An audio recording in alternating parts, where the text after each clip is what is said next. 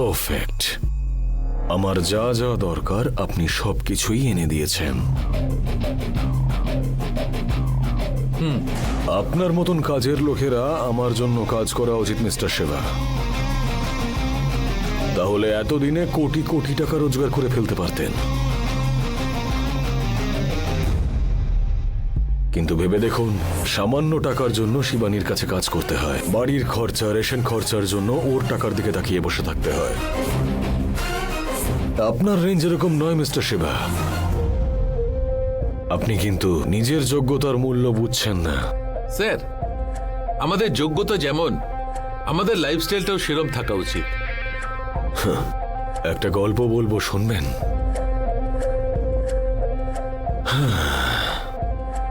একজন বাবা নিজের ছেলেকে একটা ঘড়ি দেয়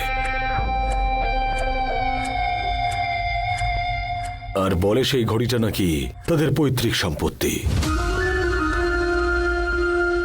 আর ওই ঘড়িটা বিক্রি করার জন্য ছেলেটা একটা দোকানে নিয়ে যায়। আর এটা উনি দেখে বলেন যে ঘড়িটাতে স্ক্র্যাচ রয়েছে, আর এই ঘড়িটার মূল্য নাকি সেরকম নয়। এটা শোনার পর ছেলেটা ঘড়িটা বন্ধক রাখার কথা ভাবল। এটা দেখে ওই দোকানদার কি বলল জানেন? যে এই ঘড়িটা বন্ধক রেখে সে তাকে 1000 টাকা দিতে পারে। এটা শুনে ছেলেটা চলে যায় আর বলে যে পরে আসবে। সেখান থেকে ছেলেটা ওই ঘড়িটা নিয়ে সোজা চলে যায় একটা মিউজিয়ামে। মিউজিয়ামের লোক ওই ঘড়িটাকে দেখে বলে যে এটা নাকি 100 থেকে 150 বছর পুরনো একটা ঘড়ি, খুব রেয়ার মডেল।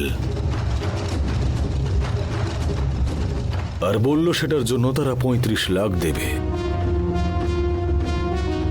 মিস্টার শিবা, এবার আপনি ভেবে দেখুন, একই ঘড়ি কিন্তু একজনের কাছে খুব পুরনো একটা ঘড়ি, ক্র্যাচ পড়ে গেছিল বলে তার কোনো মূল্য ছিল না। কিন্তু দেখুন, একজন বলল 1000 দেবে, আর একজন বলল ওই অ্যান্টিকের জন্য তারা 35 লাখ দেবে। একটা জিনিস যেখানে থাকা উচিত তার ভ্যালু সেখানেই পাওয়া যায়। আর দেখতে গেলে আপনিও ওই ঘড়ির মতন। আপনি কোথায় থাকতে চান সেটা আপনি ডিসাইড করুন, সায়নের কাছে নাকি ওই শিবানীর কাছে।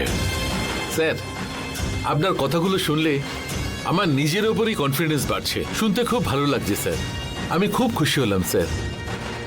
এখন তো আপনি আমার সাথে মিশছেন, এবার আপনারও রেঞ্জ বেড়ে যাবে। আচ্ছা, ওই বাকি টাকাটা কিভাবে ট্রান্সফার করব আপনাকে? আমি একটা অ্যাকাউন্ট নাম্বার দিচ্ছি, ওই অ্যাকাউন্টে ট্রান্সফার করে দিন। আর ওই সাইটটা? ওইটা আমার বউয়ের নামে রেজিস্টার করুন, আমি আপনাকে ডিটেলস পাঠিয়ে দেব। ঠিক আছে, একবার যখন কাজ শুরু হয়ে গেছে আপনি নিশ্চিত Okay, sir. থাকুন।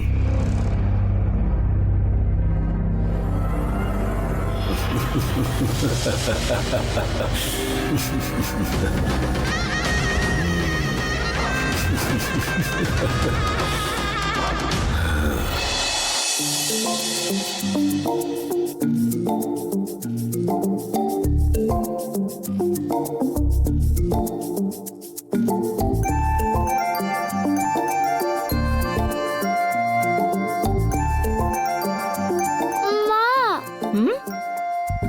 আমাকে কোথাও বাইরে ঘুরতে নিয়ে চলো, আমার খুব বোর লাগছে। বাইরে ঘুরতে যাব বলেই তো বাড়ি ছেড়ে এখানে আসলাম আমরা। এখন এখান থেকে বাইরে কোথায় যাবি? দরকার নেই, যা ভেতরে। এখানে এনে ঘরে বসে রাখাটা কি ঠিক? এখানে এসে আমি আরো বোর হয়ে যাচ্ছি। তুই বোর হচ্ছিস বলে আমি কি করতে পারি বলতো? ঠিক আছে, যা গিয়ে টিভি দেখ তুই। আর আমি কত টিভি দেখবো তুমি বলো? আমাকেই আসতে হবে? সোনা প্লিজ। না না, আমি তো একটু দূরে আছি, এখন তো পসিবল নয়, গিয়ে কথা বলছি। ওকে।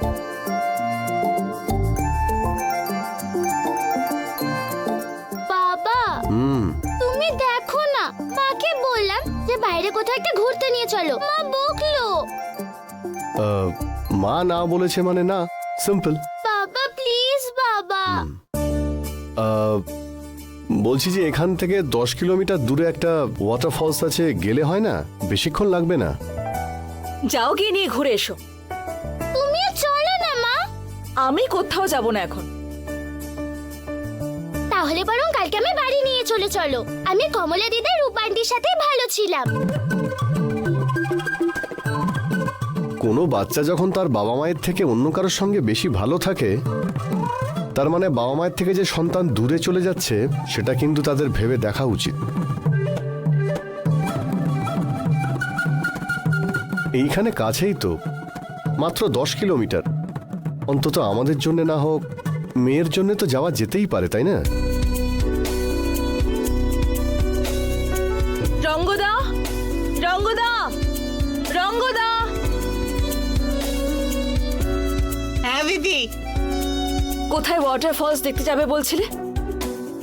গাড়ি রেডি করো আর জামা কাপড় প্যাক করে নাও। কোথায় ওয়াটারফলস দেখতে যাবে বলছিলে? গাড়ি রেডি করো আর জামা কাপড় প্যাক করে নাও। ঠিক আছে দিদি, এই চল।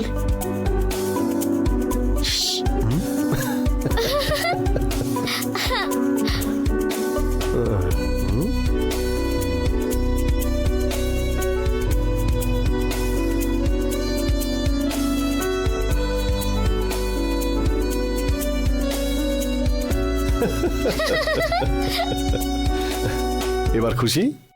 চল।